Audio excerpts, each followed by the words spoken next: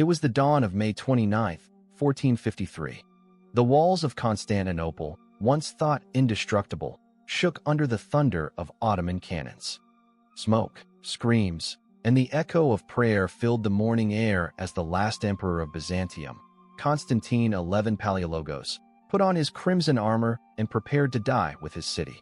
For over 1,000 years, Constantinople had stood as the heart of the Eastern Roman Empire, the bridge between East and West, between Christianity and Islam, between the Old World and the New. But on that day, its 1,000-year story reached its end. To understand this final stand, we must return to the months before the siege. The Ottoman Empire, led by Sultan Mehmed II, a 21-year-old ruler whose mind was as brilliant as it was ruthless, had set his eyes on the city that had eluded every conqueror before him. Mehmed wanted not just a victory, but immortality. He saw Constantinople as the key to uniting his empire and proving himself to God and history. The Byzantine Empire, however, was a shadow of its former self. Once the mighty heir of Rome, it had dwindled to a few districts, and the city itself, surrounded by enemies, its population reduced from 1 million to barely 50,000. Yet the city still stood. Its massive Theodosian walls, built in the 5th century, had resisted every assault for a millennium. Those walls were said to be kissed by angels, protected by God himself. Mehmed decided to test that faith with iron.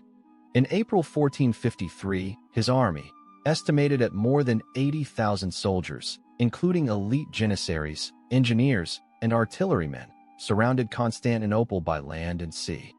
The defenders numbered fewer than 7,000, including foreign mercenaries, monks, and ordinary citizens willing to die for their faith.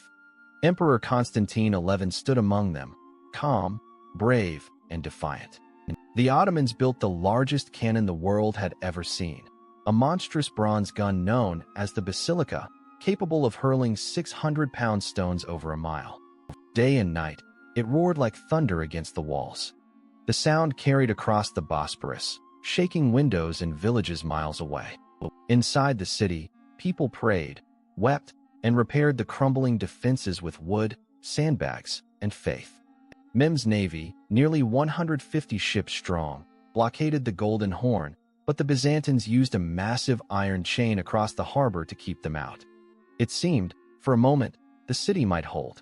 Then, in an audacious move that stunned the world, Mehmed ordered his men to drag their ships over land, rolling them on greased logs around Galata Hill and into the harbor behind the chain.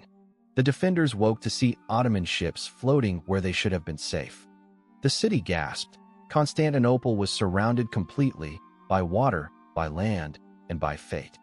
Over the next weeks, cannon fire shattered towers, and waves of Ottoman soldiers tested the walls. The defenders fought with crossbows, swords, and boiling oil, every man a hero. Priests marched with icons, blessing soldiers as they died.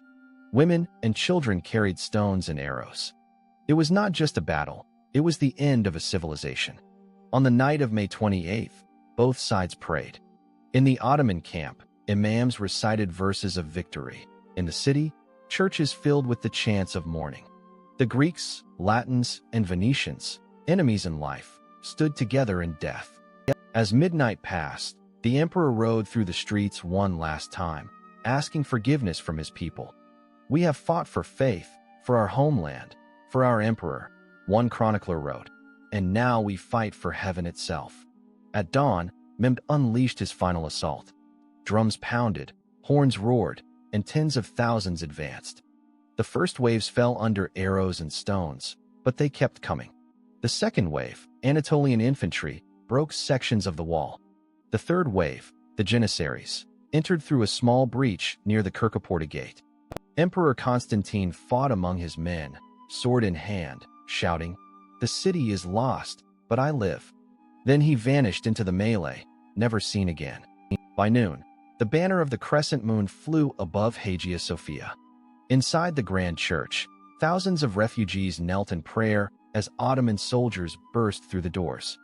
Some cried, some sang hymns, others embraced one another as the world they knew ended. Mehmed rode through the broken gates in silence, dismounted his horse, and knelt to the ground in respect. He ordered his men to stop the looting and declared, "The city is mine, but its people are under my protection." He walked into Hagia Sophia and commanded it to be cleansed and converted into a mosque. Thus ended the Roman Empire, which had begun more than 1,000 years before. The consequences were immeasurable. The fall of Constantinople marked the death of the medieval world. Europe trembled. Kings and popes wept. Scholars fled west, carrying with them ancient Greek manuscripts that would fuel the Renaissance. The trade routes to the east were now under Ottoman control, forcing Europeans to search for new paths, voyages that would soon lead Columbus across the Atlantic and Vasco da Gama around Africa. The modern age had begun, born from the ashes of Byzantium. Yet for centuries afterward, the memory of that morning haunted Europe, the bells that never rang again, the emperor who died unknown, the city whose name became a legend. For the Ottomans, Constantinople, now Istanbul, became the jewel of their empire, the seat of sultans, scholars, and artists. Mehmed was celebrated as the Conqueror, a ruler of destiny, bridging the worlds of Islam and the West. He opened the city to all faiths, rebuilt its walls, and declared it the new capital of civilization. In the ruins of the old world, he built a new one. For the Byzantines, however, the fall was not just a defeat, it was a spiritual catastrophe. To them, it felt as though heaven itself had turned its face away. But as centuries passed, the story of Constantine XI became legend, the marble emperor who would someday awaken and reclaim his city. And so the tale of Constantinople remains one of faith and fall, of ambition and consequence, of how a single siege ended an empire and gave birth to a new age. When the cannons thundered and the walls crumbled, something greater began, the story of our modern world. Remember this: no empire, no matter how divine it believes itself to be, can stand forever against the tide of time. The walls of Constantinople were not broken in a day. They were worn down by centuries of arrogance, division, and denial. Every age has its own walls, and every wall will one day fall. If this story moved you, if you felt the echoes of that ancient dawn, then don't just listen to history, see it. Subscribe to History's Veil, where the forgotten voices of our past rise again from the dust, and the truth that shaped our world is told as it was meant to be heard, not as dates and names, but as the heartbeat of humanity itself. Because the past never dies, it only waits for us to lift the veil and listen.